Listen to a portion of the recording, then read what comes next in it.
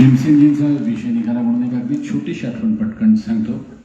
गुळाचा गणपती या चित्रपटातील एका अभंगाचं रेकॉर्डिंग सुरू होतं आणि आयत्या वेळी जे कोणी ठरवलेले वादक होते त्यापैकी ऑर्गन वाजवणारे आयत्या वेळी येऊ शकले नाहीत, काहीतरी अडचण झाली म्हणून.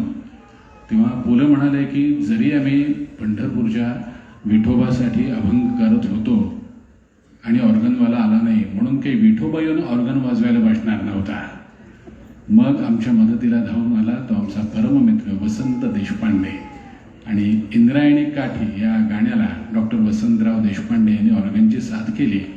रेकॉर्डिंग झालं, मग व्यवहार आला, कोणाला किती पैसे द्यायचे, जे काय असेल ते मानधन दिलं गेलं. आता गीतकाराचं मानधन कोणाला द्यायचं असा प्रश्न HMBचे जे अधिकारी आहेत त्यांच्या पुढे भेटला.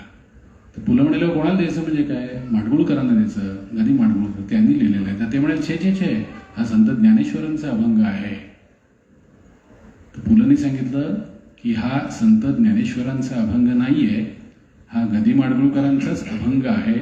पण त्यांची काव्य प्रतिभा इतकी उच्च कोटीची आहे की त्यांची काव्यरचना ही ज्ञानेश्वरांच्या अभंगांच्या पंक्तीत जाऊन बसेल इतकी मोठी आहे. म्हणून कदाचित स्वतःच्या काव्य प्रतिभेबद्दल बोलताना गदी माडगुळकर नेहमी म्हणायचे, ज्ञान याचा तुकयाचा तोच माझा वंश आहे, माझी या रक्तात त्या ईश्वराचा अंश आहे. आपल्या संत परंपरेने एवढं काही आपल्याला दिलेलं आहे. गदिमा नेहमी म्हणायचे की आपण वेगळं काही लिहायची, वेगळं काही बोलायची खरं तर गरजच नाहीये.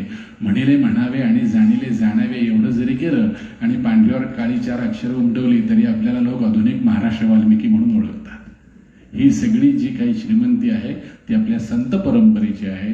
त्याने जी शब्दसंपदा आपल्याला दिली त्यामुळे आज आपण ही 4 पावलं टाकतो साहित्याच्या क्षेत्रात आणि नावारूपाला येतो.